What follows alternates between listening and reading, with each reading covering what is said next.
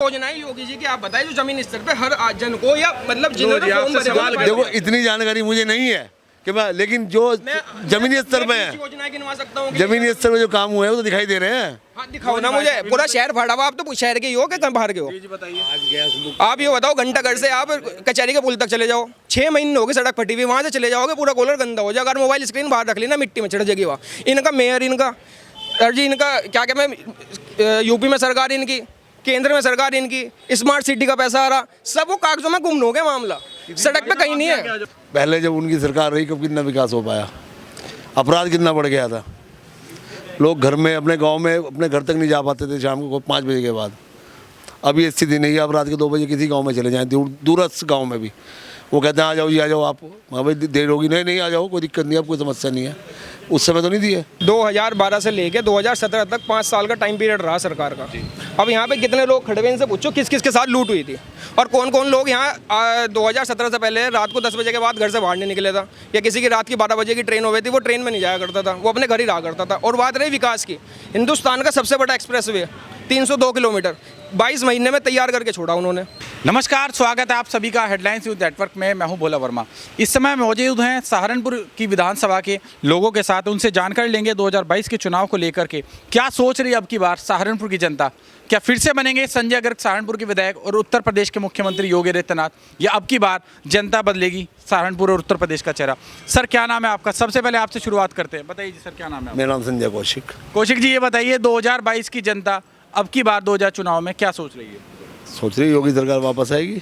लेकिन सर जनता कह रही है महंगाई ने मार दिया, विपक्ष कह रहा है नाकाम रही सरकार। ये अपराध मुक्त समाज है इस समय, और बिना भय के लोग जी रहे हैं। महंगाई एक छोटा मुद्दा है, इतना बड़ा मुद्दा नहीं है। चीज़ आपसे जानकारी लेना चाहेंगे, 2017 के चुनाव हुए थे, अगर योगी सरकार बढ़िया है तो आखिर 2017 में सहारनपुर से विधायक राजीव गुंबर क्यों नहीं बन पाए? वो तो उनके आपस के फूट के कारण मामला गड़बड़ा गया। समीकरण इससे की बैठ गई थी, मुकेश जी इधर से वो ब्राह्मण वोट काट के, इसलिए वो जीत गए थे। 2022 में क्या लग रहा है अब की बार? तो ये भी आवाज़ आ रही है कि कहीं ना कहीं रखनपाल का भी टिकट हो सकता है, राजीव गुंबर का भी। टिकट किसी का भी हो, क्योंकि मोदी जी के और योगी जी के नाम पे वोट मिलेगा। क्या कहना है सर आपका, क्या है इनकी बात सच है? तो हम तो बिल्कुल सही कह रहे हैं, मोदी और योगी का है बस। लेकिन अखिलेश यादव ने तो कह दिया महंगाई घटा देंगे, 300 यूनिट बिजली फ्री देंगे। या कुछ भी है, जब होगा होगा, हमें नहीं, हमें तो बीजेपी को देना वोट। लेकिन बाबूजी ने तो मना कर दिया कि अब की बार अखिलेश सरकार ने योगी चाहिए। आपका क्या उम्मीद है? देखो हमारा ही कहना नहीं है, आम जनता का कहना है कि जो सरकार काम कर रही है वो बहुत अच्छा काम कर रही है, उसमें कोई बुराई नहीं है। ये बिजली दे दी फ्री में, या और चीज़ थोड़ी सस्ती कर दी या महंगी कर दी, इन बातों से सरकार पे कोई फ़र्क नहीं पड़ना चाहिए। जो समझदार लोग हैं वो इस बात का विशेष ध्यान रखते हैं कि पैसे के मतलब पर या महंगाई के मुद्दे पर इस तरह की कोई बात सरकार को गिराने उठाने वाली नहीं होनी चाहिए। हमारी तो यही उम्मीद है कि मोदी योगी सरकार बनेगी। यहाँ के विधायक रहे संजय गर्ग, 4.5 साल उनका कार्यकाल कैसा रहा? कौन रहे हैं विधायक? संजय गर्ग, समाजवादी पार्टी से 2017 में। पार्टी से, हाँ। कोई खास नहीं है, ऐसा कोई नहीं है कि भाई बहुत ज़्यादा उन्होंने कुछ किया, ऐसा कुछ नहीं। सहारनपुर में उन्होंने इस बार कुछ किया ही नहीं है। क्या लग रहा है कि दोबारा आप विधायक बन पाएंगे? वो बहुत मुश्किल है। आपसे भी जानकारी लेना चाहेंगे, संजय गर्ग 2017 विधायक थे, लग रहा है 2022 के चुनाव नज़दीक आ गए, अब की बार फिर से विधायक बनेंगे? नहीं, बीजेपी आएगी, 100% बीजेपी आएगी। लेकिन सर आप कह रहे बीजेपी आएगी, लोग बात कह रहे महंगाई बढ़ रही है, अपराध बढ़ रहा है। महंगाई का बीजेपी से कोई लिंक नहीं है। सरकार, जनता कह रही है अपराध बढ़ रहा है निरंतर। नहीं, अपराध तो हर एक की सरकार में होते हैं, थोड़े बहुत हैं। कंट्रोल हुआ योगी सरकार में? बहुत ज़्यादा हुआ, बहुत ज़्यादा कंट्रोल हुआ है। बिल्कुल असली बात ये है कि योगी के अलावा कोई नहीं। योगी ने भय मुक्त समाज दिया है, समझे जी। सहारनपुर में चाहे जिस तरह घूमो, कहने को तो आज छुट्टी है, हम फिर दुकान पर खड़े अपनी, समझे जी। तो मतलब ये है कहने का कि जो कार्य उन्होंने कर लिए, बड़े बड़े बदमाशों का ढिक्को ढेर कर दिया, उनकी प्रॉपर्टियाँ जब्त कर ली, तो ये हर आदमी के तो बस का है नहीं। लेकिन लोगों को तो कहना है कि कोरोना काल में जनता को वो सुविधा नहीं मिल पाई जो अलग सरकार मिलती। देखो जी, इतना बड़ा प्रांत है ये यूपी, इसमें कुछ ना कुछ कहीं ना कहीं तो कमी जरा मरासी रह सकती है, क्योंकि करने वाला योगी नहीं है कि योगी आके कहेगा ले भाई, करना तो नीचे के स्टाफ को है। और भी हमारे साथ युवा साथी मौजूद हैं, इनसे भी जानकारी लेंगे। भाई साहब, क्या लग रहा है 2022 में बन जाएंगे योगी मुख्यमंत्री या फिर से हार मिलेगी? 2022 में उत्तर प्रदेश की जनता भारतीय जनता पार्टी को सत्ता से बाहर का रास्ता दिखाने वाली है। पूर्ण बहुमत में अखिलेश यादव सीएम बनने जा रहे हैं। भाई साहब, लोगों को तो यहाँ पे कहना है कि कहीं ना कहीं अखिलेश यादव हार चुके हैं, सिर्फ योगी आदित्यनाथ ही अब की बार मुख्यमंत्री। देखो, हार जीत का फैसला तो 2022 में होगा। जो लोग कह रहे हैं कि हार चुके हैं, वो उनकी अपनी मानसिकता है। उन्हें शायद इल्म हो या ज्ञान हो ज़्यादा कि भविष्य में क्या होने वाला है। 2017 में यहाँ के विधायक रहे संजय गर्ग, कितना विकास कराया उन्होंने? भाई साहब, विकास की बात तो ऐसी है कि आप ये देखो कि जो जोगियान पुल के पास एक पुल बन रहा था, वो 5 महीने से टूटता पड़ा था, उसका काम ही रुका पड़ा था। वहाँ के व्यापारी धूल पी रहे थे रोज़, कोरोना के टाइम में भी। तो ये संजय गर्ग जी ने, माननीय विधायक जी हैं जो हमारे यहाँ के सहारनपुर नगर के समाजवादी पार्टी से, उन्होंने वहाँ धरना दिया, तब जाके उस पर काम चालू हुआ, काम बना। और उनकी नीतियों में जितना भी पैसा सरकार की तरफ से आ रहा है पूरे साल में, वो कई जगह की उन्होंने सड़कें बनाने का काम करा। और उसके बाद ये है कि देखो जी, वो जो लीडर है, वो नेता थे अच्छे, तो जनता ने उन्हें चुना, तो जनता ने चुन के उन्हें 2017 में विधायक बनाया। और अगर ईश्वर की कृपा रही तो 2022 में भी दोबारा विधायक बनेंगे। तो क्या अखिलेश यादव एक बढ़िया नेता नहीं थे कि 2017 में उनको हरा दिया? ना, 2017 का जो चुनाव हुआ था ना, वो एक धोखे का चुनाव था। हम जो भारतीय जनता पार्टी जो चुनाव लड़ी थी, वो लोगों को भ्रमित करके चुनाव लड़ी। लोगों को बंटवारे में, जाति में बांट दिया, धर्म में बांट दिया, लोगों को हिंदू मुस्लिम बना दिया। तो क्या, और अखिलेश यादव जो चुनाव लड़े थे वो विकास के मुद्दे पे लगे थे। तो विकास के मुद्दे पे जो चुनाव अब इस बार जो है समाजवादी पार्टी की जो योजना है ना, वो अब की बार जाति को भी, धर्म को भी साथ लेके और विकास को भी साथ लेके चुनाव लड़ा जाएगा। 2022 में पूर्ण बहुमत के साथ समाजवादी पार्टी की सरकार आ रही है। यानी कि आपका कहना ये है कि कहीं ना कहीं 2017 में वो विकास की जो सोच थी वो नहीं थी जो अब आएगी। हमारे साथ एक और भाई साहब हैं। भाई साहब, आप बताइए, इन्होंने तो कह दिया कि अखिलेश यादव विकास करेंगे और अब तक योगी सरकार ने विकास नहीं करा। आपका क्या कहना है? पहले जब उनकी सरकार रही, कब कितना विकास हो पाया? अपराध कितना बढ़ गया था। लोग घर में, अपने गांव में, अपने घर तक नहीं जा पाते थे शाम को 5 बजे के बाद। अभी स्थिति नहीं है। अब रात के 2 बजे किसी गांव में चले जाएं, दूरस्थ गांव में भी, वो कहते हैं आ जाओ जी, आ जाओ आप। हाँ भाई, देर होगी, नहीं आ जाओ, कोई दिक्कत नहीं है, कोई समस्या नहीं है। उस समय तो नहीं दिए। लो जी भाई साहब, इन्होंने तो ये बता दिया कि 2017 से पहले अखिलेश यादव की सरकार थी, उसमें कोई भी ये बंदा सुरक्षित नहीं था। अब आप कैसे कहेंगे, बताइए कि सुरक्षित अब है पहले? भाई 2012 से लेके 2017 तक 5 साल का टाइम पीरियड रहा सरकार का। अब यहाँ पे कितने लोग खड़े हुए, इनसे पूछो किस किस के साथ लूट हुई थी और कौन कौन लोग यहाँ 2017 से पहले रात को 10 बजे के बाद घर से बाहर नहीं निकले था, या किसी की रात की 12 बजे की ट्रेन हो गई थी, वो ट्रेन में नहीं जाया करता था, वो अपने घर ही रहा करता था। और बात रही विकास की, हिंदुस्तान का सबसे बड़ा एक्सप्रेस वे 302 किलोमीटर 22 महीने में तैयार करके छोड़ा उन्होंने। वो किसकी देन है? आपको पता ही होगा, जो लखनऊ से आगरा तक का आपका एक ले दो, और 17 लाख लैपटॉप बांटने का काम करा। कोरोना काल में उन बच्चों को वो लैपटॉप भी मिल रहे। एक विजन होता है सरकार के पास। मैं इतनी योजनाएं हैं अखिलेश यादव की, अगर मैं गिनवानी शुरू करूंगा ना, तो शायद आप माइक हटा लोगे और से भी पूछना शुरू कर दोगे। इतनी योजनाएं हैं। मैं यूँ कहूँ कि 5 से 6 योजनाएं जो जमीनी स्तर पर, जमीनी पर्टिकुलर एक आदमी को जिससे फायदा पहुंचा हो योगी सरकार से वो बता दे। आप बताओ जी, क्या योगी सरकार का? इनके पास तो पूरा पिटा रहा है, आपके पास आखिर क्या है? योगी सरकार ने पूरा विकास किया क्षेत्र का। सर वो तो भाई साहब का कहना जो है कि वो यहाँ के लोगों के वहाँ लूट क्यों नहीं हुई? यहाँ अगर कोई लुटेरा जाता लोग वापस भेज देते थे। तो क्योंकि ये तो शहर का क्षेत्र है। जो ग्रामीण क्षेत्र के मामले हैं उनके बारे में इनसे पता करो, इनके पास कितना आंकड़ा है। विकास की बात कही इन्होंने, तो विकास के पिटारे खोल दिए। विकास हमारे क्षेत्र में सभी सड़कें बन गई हैं, सभी नालियाँ बन गई हैं, शिविर का काम चल रहा है। इनका तो कहना सब अखिलेश यादव की सरकार का कराया हुआ था। नहीं, ये तो बाद में हुआ भाई, इसके बाद शुरू, इसके बाद हुआ 2017 के बाद। लो जी भाई साहब, आप तो कह रहे थे विकास करा है, लेकिन विकास तो कहीं और चला गया। विकास करने की बात ऐसी है जी, 55 लाख समाजवादी पेंशन से गरीब महिलाओं औरतों को जोड़ने का काम करा गया था, जिसमें 500 बेरोजगार भत्ता मिलता था, वो सरकार ने बंद कर दिया। ठीक है, उसके बाद जो कार्य करे 17 लाख लैपटॉप बांटने का काम करा।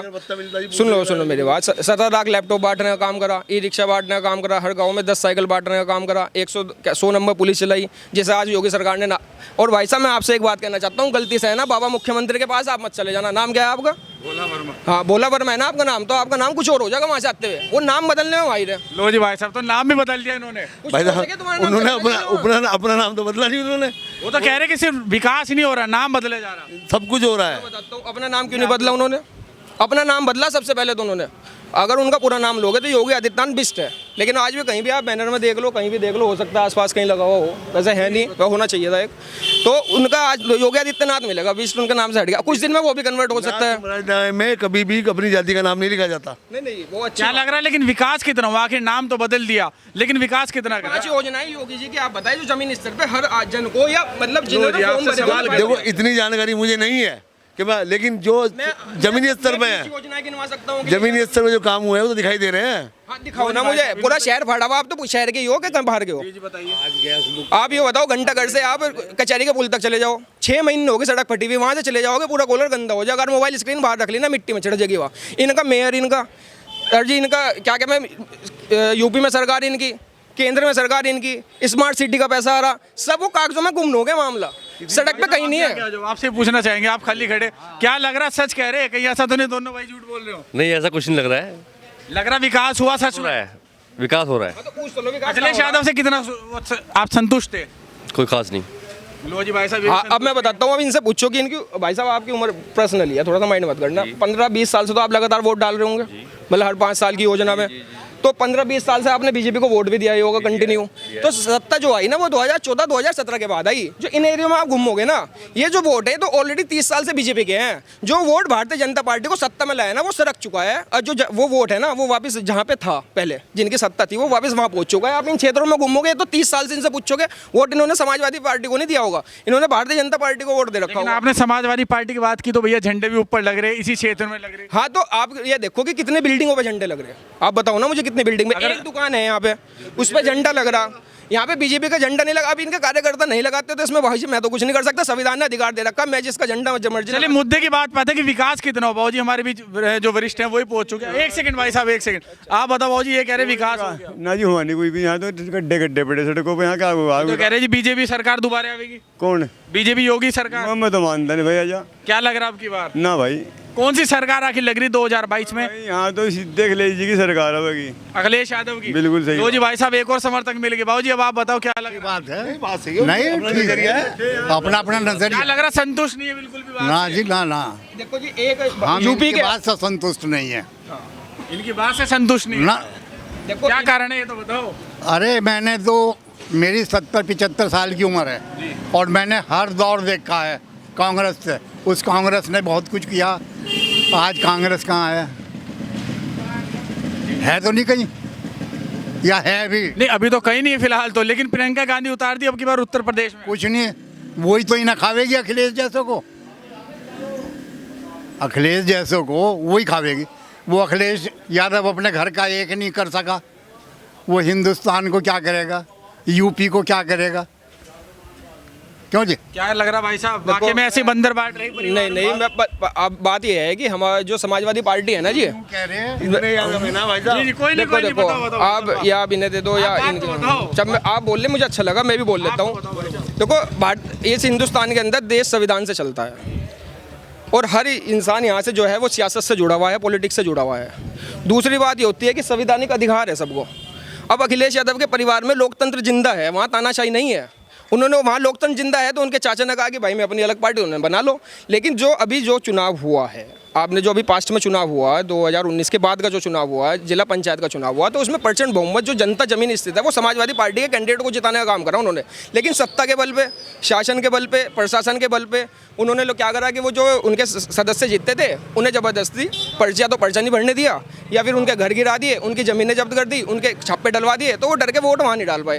तो ये जो है एक सेमीफाइनल था जो ज़मीनी स्तर पर जनता ने बता दिया कि जो जनता है वो भारतीय जनता पार्टी के खिलाफ हो चुकी है। और आने वाले 2022 के चुनाव के अंदर 101% आप गारंटी से लिख के डाल लो, मैं आपको बता रहा हूं कि सरकार बदलने जा रही है और अखिलेश यादव सीएम बनने जा रहे हैं। और दूसरी बात एक और मैं कहना चाहता हूं, ये जो चुनाव होएगा ना 2022 के अंदर, 2022 के अंदर आज से 2017 से लेकर 2021 तक के कुछ सुनिश्चित जातियों का पूरे प्रदेश पे कब्जा हो चुका है।